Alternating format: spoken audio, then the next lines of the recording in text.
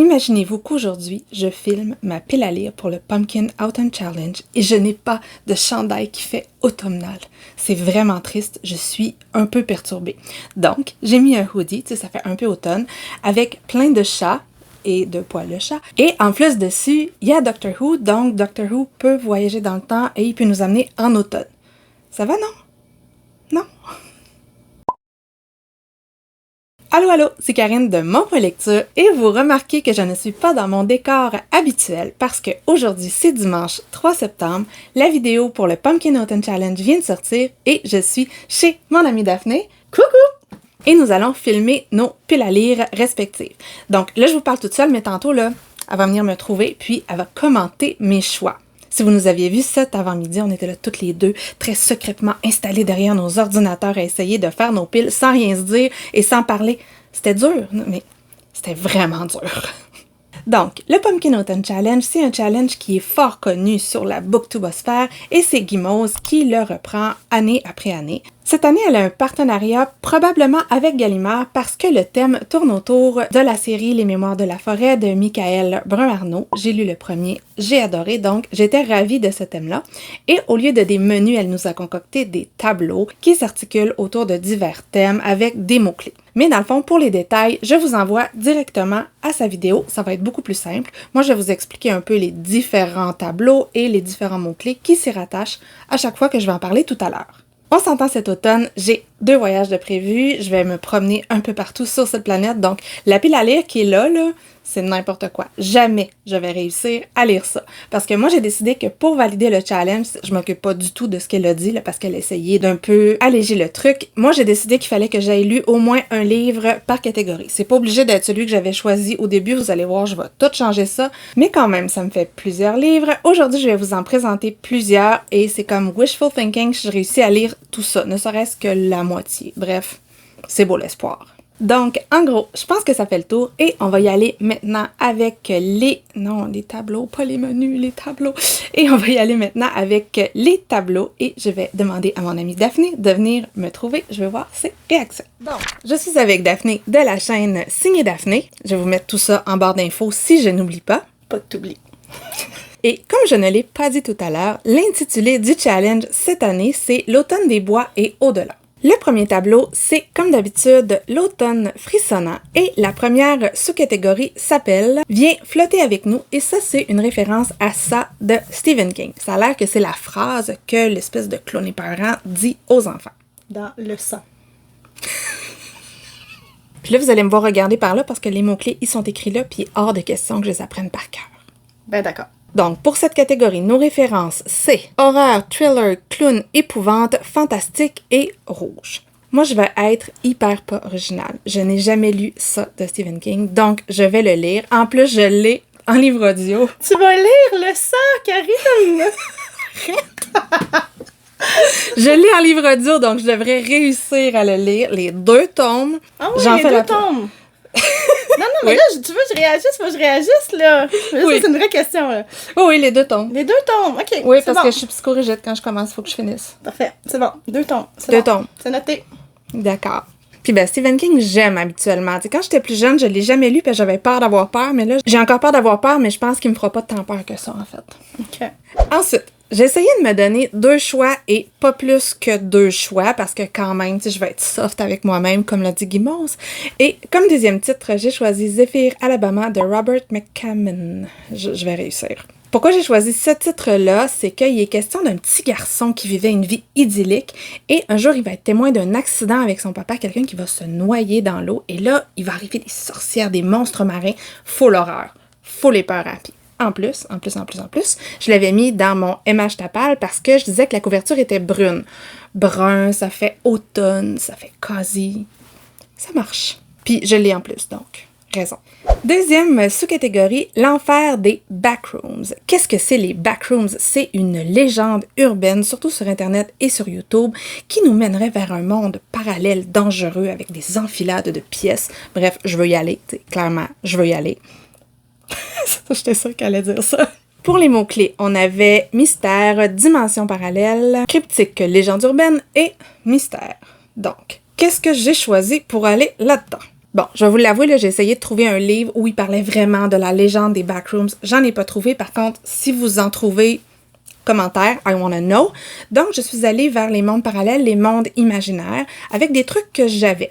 J'ai donc pris les 10 000 portes de January. Puis January, c'est le nom de la fille. C'est pas le mois. Fait que ça devrait marcher. Moi, ça fait longtemps que je veux lire ce livre-là, puis je l'ai pas encore lu, mais ça fait vraiment 3 éternités qui est sur ma pile à lire de souhait, mettons, là. J'ai vraiment hâte de savoir ton opinion pour voir si je vais me commettre. Et j'avais mis aussi dans cette catégorie les disparus du pays imaginaire de Aidan Thomas parce qu'il est très, très, très, très beau comme livre. Je vous montre. Vraiment hâte. Il est vraiment très beau. Je veux le lire. Et c'est un retelling de Peter Pan. Et là, ça va avoir fait un bruit épouvantable parce que j'ai fait claquer le livre proche de mon super micro trop sensible. Peter Pan, monde imaginaire, Neverland, je trouve que ça fit. Et c'est Wendy qui serait rendue à 18 ans. Ses petits frères ont disparu et un jour, elle rencontre quelqu'un qui s'appelle Peter et qui dit qu'il la connaît. Donc, j'imagine qu'il va y avoir un monde imaginaire, un monde parallèle dans tout ça. Intéressant. Yep. Ma suggestion, là, le meilleur livre pour moi que j'ai tellement aimé d'amour, c'est Neverwhere de Neil Gaiman. Si vous avez jamais lu Neverwhere, dans cette catégorie-là, ça ferait parfaitement. C'est comme une brèche qui amène dans un Londres très, très particulier, dans les métros de Londres. C'est génial. Puis j'aime Neil Gaiman d'amour. Je suis tentée. On s'en reparle tantôt. D'accord. Parce qu'après, on filme sa pile. Voilà. Troisième sous-catégorie, elle s'appelle Perfectly Splendid et ça viendrait d'une série qui a été adaptée du Tour d'écrou de Henry James. Ça a l'air que c'est une phrase que la petite fille, elle dit souvent. Donc, les mots-clés pour cette sous-catégorie, on a fantôme, famille, possession, gothique, drame. Tu sais, moi, je n'aurais eu 40 pour cette sous-catégorie-là parce que des romans gothiques, là, c'est mon kiff. D'ailleurs, j'ai fait une vidéo complète sur les romans gothiques et les romans gothiques modernes. Si ça vous tente, si vous avez besoin d'idées, vous pouvez aller voir. Je suis certaine qu'il va en avoir qui pourrait vous plaire là-dedans. Hashtag autopromo. Pour cette sous-catégorie, j'ai choisi de lire What Moves the Dead de T. Kingfisher. Je sais pas trop de quoi il s'agit, mais ce serait un retelling de La chute de la maison Usher de Edgar Allan Poe. Donc, je trouve que ça fait parfaitement dans la catégorie, c'est-à-dire une adaptation, un truc un peu gothique, un classique. C'est parfait. On a un personnage qui retourne voir son amie d'enfance, Madeline Usher, qui semble être en train de mourir dans son manoir gothique familial. Puis, il y a un lapin. Il est dégueu, mais c'est un lapin. Fait que j'aime les livres avec des lapins. Elle est belle, la couverture. Elle est belle jusqu'à temps que tu me dises que c'est un lapin, genre à moitié éventré. Puis là, maintenant, Non, il est pas éventré. C'est des champignons, l'autre. on dirait un squelette. Non, c'est des champignons. OK, mais... Ouais. Ensuite de ça, un roman que je viens de recevoir dans ma All Crate. Il s'agit de Masters of Death de Olivia Blake. C'est celle qui avait écrit The Atlas 6. Et encore une fois, le roman, il est trop beau. Attendez, je vais vous montrer là, l'intérieur. Wow. Il est vraiment beau. Bien entendu, ça n'a aucune espèce d'influence sur la raison pourquoi je veux le lire. Ben non. Aucune. Ben non. Surtout qu'à me connaissant, je vais probablement finir par pas vouloir briser mon livre puis le lire en e-book. C'est une autre histoire. C'est une histoire vécue. Je confirme. Donc, là-dedans, on parle de vampires, de fantômes, d'exorcisme et de gothicisation. Peut-être. En fait, c'est peut-être moi qui ai inféré qu'il y avait du gothique là-dedans. Mais je trouve que juste la couverture, ça fait gothique. Donc, ça marche, ça fait. Je suis assez d'accord. Ouais. De toute façon, on se rappelle que Karine est la reine du capillotractage, alors... Non, mais en plus, on parle d'une maison infestée de fantômes. Bon, Tellement, tellement, c'est perfect. Excellent. On a un tableau de fête. Yeah! Prochain tableau, automne, douceur de vivre. Ça commence avec Something Wicked This Way Come, et ça, c'est en référence au roman de Ray Bradbury que j'ai, moi, aimé. Pas beaucoup aimé. Aimé. Et pour les mots-clés, on parle d'octobre, d'Halloween, d'automne, d'enfance, de cauchemar et de fête foraine. T'sais, on comprend, quand on a lu le roman, c'est tout à fait ça. Donc, là-dedans, je vous avoue que pour ça, là, j'ai eu un petit peu de misère. Fait que je me suis retournée encore vers Stephen King avec Joyland, parce qu'il n'est pas long et parce qu'il y a une genre de roue, de roue sur la genre couverture. fête foraine. Là. Ouais, fête foraine, grande roue. OK. Fait que c'est comme sur ce mot-clé-là que t'as focusé. Puis Parfait. Stephen King, ça Oui. fit. Stephen King écrit des choses qui peuvent faire des cauchemars. Ouais, surtout à moi, Et clairement. à moi, parce que je lis pas de Stephen King. Je refuse! Peur de plus dormir de jamais de ma vie. D'accord, je comprends. On parle ici de la fille qui a dormi pendant 6 mois, je n'exagère pas, avec une lumière ouverte après avoir vu le 6e sens. Moi, j'ai fait ça avec The Ring. D'accord, on se comprend. Donc... Mais le 6e sens, c'est pas si épeurant que ça. Oh, mais la petite fille en dessous du lit! Mais The Ring, c'est bien plus épeurant. Je l'ai pas vu. Ah, mais regarde-le pas d'abord. Je me suis quand même pris un 2e livre parce que Stephen King 2 fois, je me suis dit ça va peut-être être un peu rough pour ma santé mentale. Donc, j'ai choisi... Surtout que, non, tu veux lire 2 livres en plus dans ton autre catégorie, ça serait 3 Stephen King. Il y a ça. Ouais. Il y a ça. Donc, j'ai dit Les voleurs d'innocence de Sarah Walker. Pourquoi? En fait, il aurait fait mieux dans Gothique, parce que si on se rappelle, cette histoire-là, c'est l'histoire d'une famille qui habite dans un manoir et toutes les filles meurent les unes après les autres, après leur mariage. C'est ça, ça aurait vraiment fité dans Gothique. Sauf que la couverture, en français, elle est, 1, hyper belle, et 2, elle est aux couleurs de l'automne. Donc voilà, on s'en fiche que moi, ma version, elle soit en anglais, puis qu'elle soit bleue pétante, puis qu'elle fasse vraiment plus été. Ouais. En français, elle fait automne, donc voilà. Check. Autre sous-catégorie, poupée de souvenirs automatique à votre service. Et ça, c'est une référence à un truc que je ne connais absolument pas. Je pense que c'est une série qui s'appelle Violet Evergarden. Moi non plus, je connais pas ça. Je connais pas du tout, mais en fait, ça a l'air d'être une poupée qui fait du bien en écrivant des souvenirs. J'imagine. Les mots-clés. Épistolaire, correspondance, sentiment, émotion, amour, deuil, gratitude, guérison. Bref, n'importe quoi. Moi, là-dedans, j'ai pris Happy Place de Emily Henry parce que mon amie... Je partais pas dire Mamaki, mais hey, je peux dire Mamaki! Oui, tu peux dire cool, Mamaki. je peux dire Mamaki! Mon identité a été dévoilée. Mon amie Sous le ciel a fait un vlog récemment. Elle a pas vraiment aimé ça, mais je suis curieuse de voir si moi, je vais aimer ça. Mais il y a Kimi aussi qui l'a lu. Kimi, elle a adoré. Et elle l'a vraiment beaucoup aimé. Donc, j'avais pas détesté les livres de Emily Henry que j'avais lus, donc je vais essayer de lire celui-là, tu sais, Amour. En plus de ça, non, je trouvais que ça fitait vraiment parce que, éteins pas. Amour, sentiment, souvenir à votre service. Il y a un groupe d'amis en plus dans tout ça, donc je trouvais que ça fitait full. Un bon choix. Bon choix? J'approuve. T'approuves? Et j'ai aussi placé Impossibles adieux de Han King. Et là, c'est un peu moins clair la raison du pourquoi. On se rappelle, je vous en ai parlé dans ma vidéo sur les sorties littéraires des éditeurs, surtout français. Et c'est une sombre histoire qui se passe en Corée du Sud où une fille est appelée par son amie qui s'est fait opérer. Donc, guérison, parce qu'elle va guérir. Full guérison. Parce qu'elle doit aller nourrir son perroquet sur une île. On va souhaiter qu'elle guérisse pour vrai, hein, sinon tu pourras pas valider ta catégorie. Mais même si ça guérit pas, il y a deuil. Ben oui. Tout fait bien. Parfait. Puis j'imagine que vu qu'elle fait un trajet épouvantable pour aller nourrir un perroquet, il va avoir de la gratitude. J'espère. C'est ça.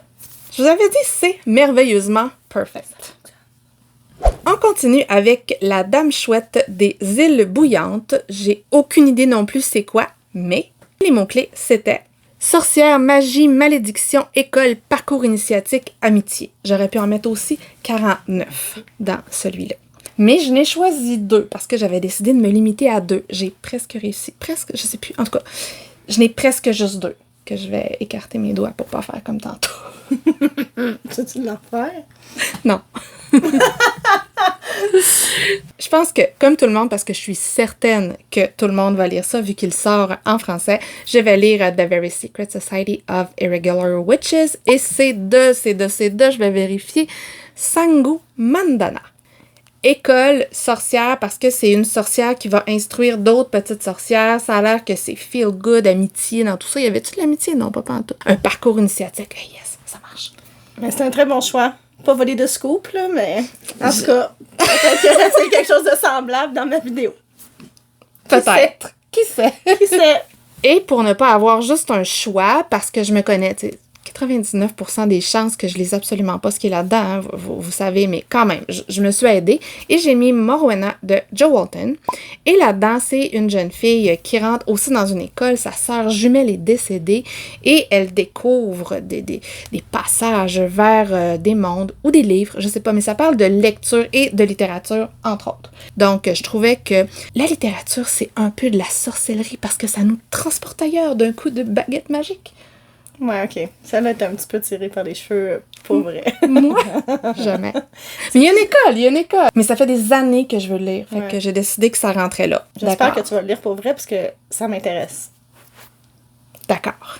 La dernière sous-catégorie de ce tableau s'appelle la loi équivalente de l'échange fondamental. Non, la loi fondamentale de l'échange équivalent. Et il s'agit de lire un livre qu'on va lire en lecture commune.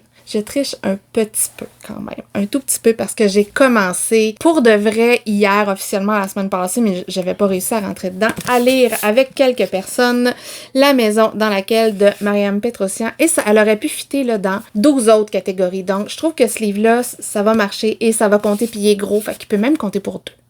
Voilà. Ouais, je suis d'accord. Puis de toute façon, tu l'as beaucoup lu hier. Puis hier, on était déjà au mois de septembre. Puis là, je sais que le Pumpkin Autumn Challenge commence cette année le 3 septembre. Ah, ça me perturbe. Mais dans ma tête, ça commençait le 1er, même si on n'avait pas eu les infos. Parce que c'est toujours comme ça d'habitude. C'est ça. On est des petites bêtes, hein, d'habitude. On a des petites bêtes psychorigides, hein? C'est ça. Prochain tableau, c'est celui qui est relié aux mémoires de la forêt qui s'appelle Automne des bois et de l'au-delà et ou au-delà, je sais plus. Et regardez la super jolie petite tasse de Daphné, il y a des lapinous. Il y a des lapinous. C'est ma tasse de quand j'étais bébé. Donc, ça fitait pour cette sous-catégorie. Moi, ma tasse, c'est de l'érable dans des bois. Hein? On est du concept. Vraiment, full concept. Donc, première sous-catégorie qui s'appelle Pomme à l'or ou la tarte aux amandes. Je n'ai aucune idée de ce qu'est de l'amande. Puis j'ai cherché, puis je l'ai pas trouvé parce que on dirait que Google me sort toujours de la tarte aux amandes. Fait que si quelqu'un le sait, in the comments, please. Et dans cette sous-catégorie, il s'agissait d'animaux, mémoire intergénérationnelle, de thé, de gourmandise, d'altruisme, de tendresse, d'aide, de guide, de héros du quotidien. Écoutez, il y en a du mot-clé. Si je réussis à récupérer le 2e tome des Mémoires de la forêt, je vais peut-être le mettre là-dedans. Mais c'est pas ça que j'ai mis parce que j'ai décidé que c'était trop in your face. Ça marche pas, là. Okay. Ben, ça marche, mais il va peut-être se rajouter. Je comprends. Ce que j'ai choisi Tresse de la mer d'émeraude de Brandon Sanderson. Oui! Ça fait vrai. Oh, je veux le lire, moi aussi! Yeah!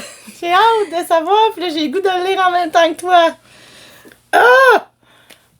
On va le rajouter en lecture commune. En plus, c'est un livre qu'on m'a offert. Ça aurait vraiment pu full marcher. Mais je suis pas rendue là dans ma lecture du Cosmere, tu comprends? Faut que je suive ce que mes amis du podcast font.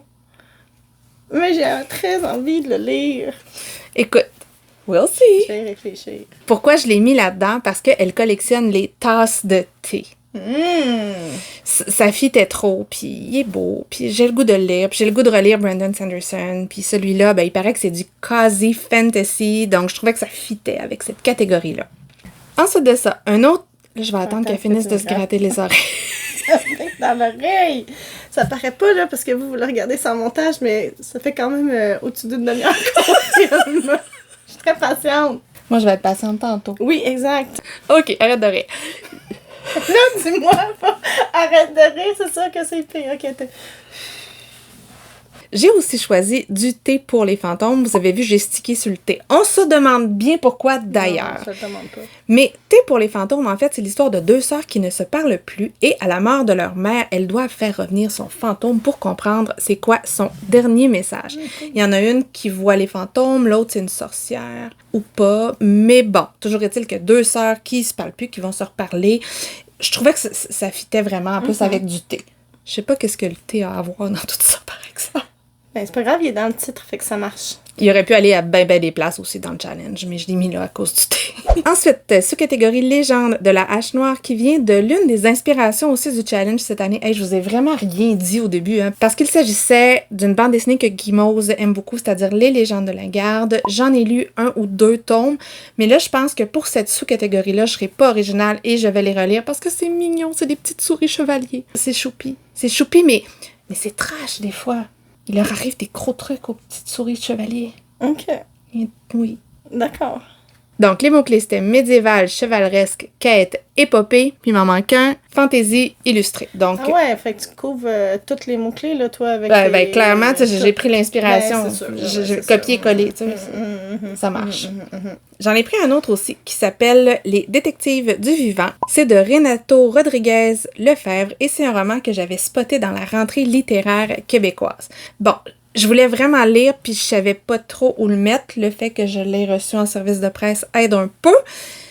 Fait que je l'ai mis là parce que, et là ça va être compliqué un peu à comprendre, c'est l'histoire d'une mystérieuse société comme il y avait au Moyen-Âge, mais on est maintenant, mais il y en avait au Moyen-Âge des sociétés. Et cette société-là veut essayer de sauver la littérature, donc créer à tout prix. Et pour ça, ils vont faire du terrorisme littéraire. J'aime le concept.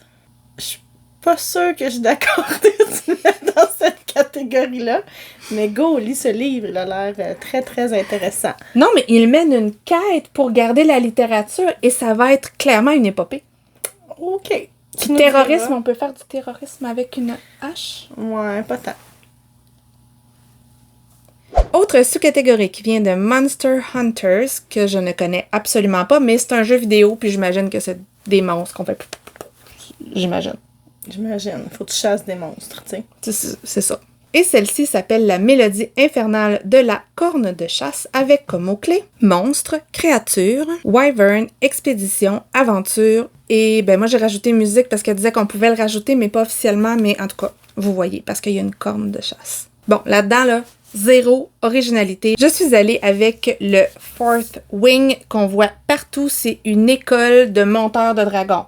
Ben, monter sur le dos. Ouais. D'accord. Moi, j'en passe dans un cerceau mon dragon. Non, c'est pas ça, je pense. Non, C'est ça. Je comprends.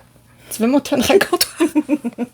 Donc, les dragons, moi, si j'en rencontrais un, je considérais que c'est un monstre et que c'est clairement une créature, donc ça marche. Ouais. Puis on se rappelle que t'aimes pas tant les dragons de l'univers de Robin Hood, fait que pour toi, ils sont clairement des monstres. Non, il se plaignait tout le temps. Il se plaignait, c'est des dragons plaignards. C'est ça. Fait que c'est des monstres. Ouais. Des créatures désagréables. Et l'autre roman que j'ai choisi, elle sera pas d'accord, c'est... c'est We Spread de Ian Reid. Ian? I-A-I-N. Après moi, c'est Ian. Et ça parle d'une dame âgée qui s'en va dans une maison de retraite et là, elle commence à perdre le fil un petit peu. Est-ce que c'est le vieillissement? Est-ce qu'il y a des monstres? Est-ce qu'il y a des trucs spéciaux dans cette maison-là? C'est de ça qu'on va parler. Donc, il y a peut-être des monstres et vieillir est une aventure. C'est rien. Il va être là pareil. Dernière sous-catégorie de ce tableau, c'est Rocket Raccoon on the Run. Et ça a le rapport avec les gardiens de la galaxie, me semble. Oui, c'est ça. Les mots-clés, on avait mutation, expérience scientifique, science-fiction, chasseur de primes, gardien de la galaxie. Qu'est-ce que j'ai choisi dans tout ça? J'ai choisi Swan Song, le tome 2. Parce que j'ai lu le tome 1, je l'ai beaucoup aimé, c'est du post-apo. Et il semblerait que les humains sont en train de mutationner. Ah, c'est bon ça. Donc... Ça, j'accepte. Ça, t'acceptes. Ça, c'est clair, là. C'est bon. C'est ça. C'est super sombre. Je sais pas si vous avez lu ce truc-là. Là. Il y a eu une guerre nucléaire entre les États-Unis et la Russie et tout a été détruit. C'est horrible. C'est vraiment sombre. Les humains, ils sont terribles. Et il semble avoir certaines personnes qui ont des pouvoirs magiques dans tout ça, qui se sont développés. Il y a un objet magique et je veux vraiment savoir comment ça va finir. Parce que là, genre c'est... X-Men, un peu, genre. C'est inquiétant. Ouais, mais c'est pas des si beaux pouvoirs que ça. Ah! Mais en fait, c'est que je le sais pas. C'est que là, à date, ils ont l'air d'avoir des trucs qui poussent, mais on sait pas. Donc, très, très curieuse. Mais j'ai vraiment aimé le premier, puis j'aime pas full l'horreur, puis ça a passé. Puis Robert McCammon, c'est celui qui l'a écrit, c'est le même qui a écrit Zephyr Alabama. Ben oui, c'est ça. Je me dis, ça doit être un auteur que t'aimes bien, parce que tu l'as mis 2 fois. Ben, je l'avais jamais lu avant de lire Swan Song, mais j'ai été agréablement surprise. Super. Et ensuite, pour mon deuxième choix, j'ai stické sur Chasseur de primes. Et là, je vais lire le tome 21 de Stéphanie Plum, c'est-à-dire le tome 21 de la série de Janet Evanovich. Oui, elle vieillit pas si bien, cette série-là, mais pour moi, c'est dans mon cœur. Donc, Ça, je devrais le lire. Que j'ai jamais lu encore, mais je veux. Mais là, j'ai comme peur, parce que justement, vu que ça commence à dater, le premier tome, je suis pas certaine là, que ça a si bien vieilli. L'humour passe moins. Fait que je sais pas si je vais apprécier si je commence maintenant. Il aurait fallu que je commence il y a comme 15 ans. Ouais, peut-être. Bon, le dernier menu, on va y arriver, c'est automne rayonnant. Et la première catégorie s'appelle We'll Always Find a Way et ça vient de quelque chose qui s'appelle Steven's Universe et j'ai aucune idée c'est quoi. J'ai zéro culture au niveau série, au niveau genre pop culture, tu sais, c'est inculte avec un grand K. Moi non plus, je sais pas d'où ça vient. Comme la majorité des catégories de Guimauve chaque année. Habituellement, je suis meilleure que ça, mais là, cette année, là, vraiment pas top. Et là-dedans, ça parle de cristaux, de facettes, singularité, diversité, inclusivité et feel good. Donc, qu'est-ce que j'ai pu mettre là-dedans? Je n'ai pris juste un, mais c'est sûr que je vais lire plein de trucs avec de la diversité puis de l'inclusivité parce que j'aime ça, mais j'ai de la misère à mettre quelque chose pour ça. Par contre, j'ai mis Apprendre si par bonheur de Becky Chambers. OK. Parce que c'est souvent de la science-fiction positive. Et ce sont 4 personnages qui sont partis dans l'espace. Et il arrive quelque chose à la Terre. Et dans ces 4 personnages-là, il y en a un qui est trans, il y en a qui sont queer, il y a des hommes, des femmes. Donc, diversité, inclusivité, je trouvais que ça fitait. Puis ben, je veux le lire en plus. Je m'étais dit que je découvrirais Becky Chambers cette année. Puis je me rends compte que l'année, ben, elle achève un petit peu. Oui, effectivement. Ouais. Ensuite, nous avions L'Esprit indomptable de Jo March, qui vient bien entendu des 4 filles du Dr. March. Et ici, on parle d'indépendance, de place de la femme, ambition, rêve, sororité, écriture, théâtre. On s'entend si j'étais embarquée dans les livres, à propos de livres, j'en aurais eu 44, mais comme j'en ai déjà 3, je suis allée plutôt avec un truc un peu féminisme et histoire de femmes.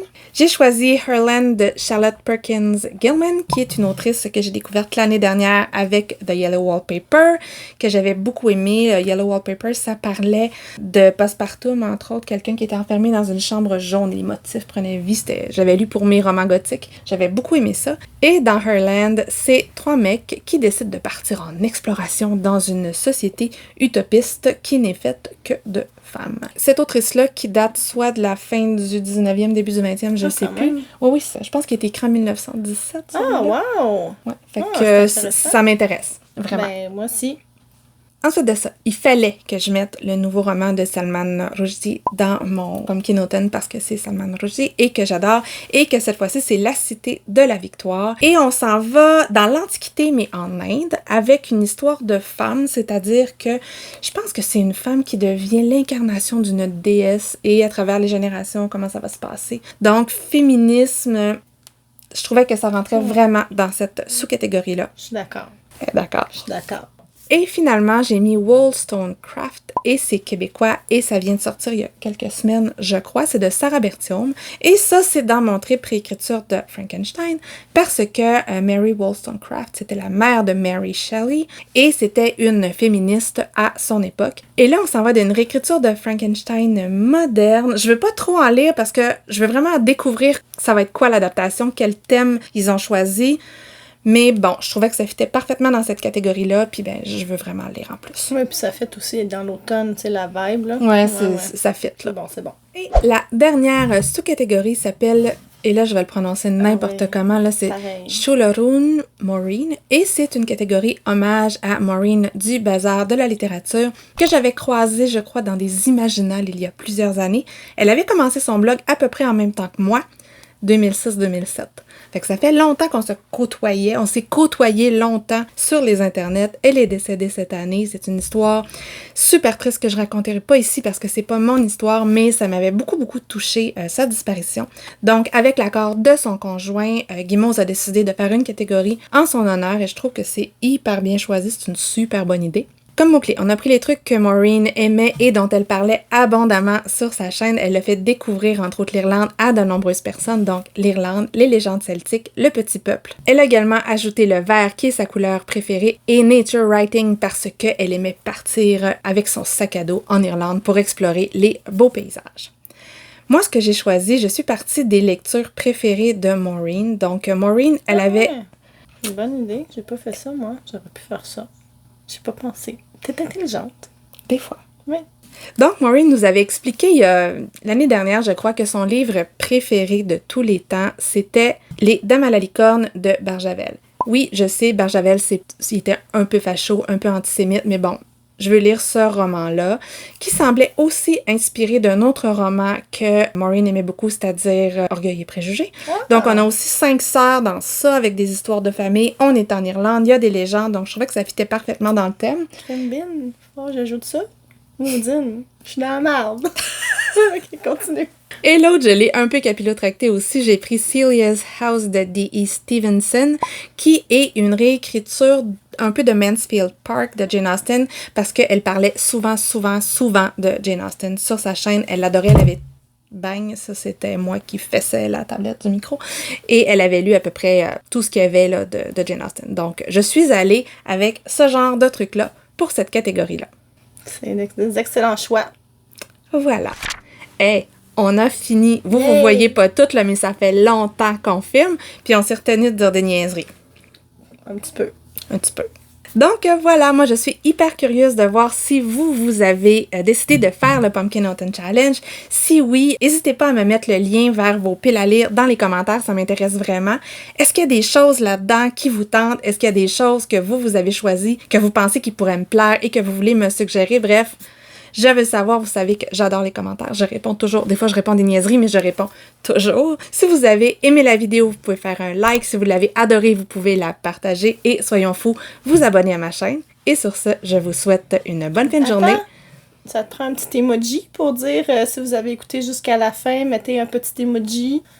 Ah, j'ai oublié. Une petite emoji feuille d'automne. Celui-là, il va être facile à trouver. Ouais. Et je disais donc, avant qu'elle m'interrompe, que je vous souhaite une bonne fin de journée, de bonne lecture et à la prochaine. Bye!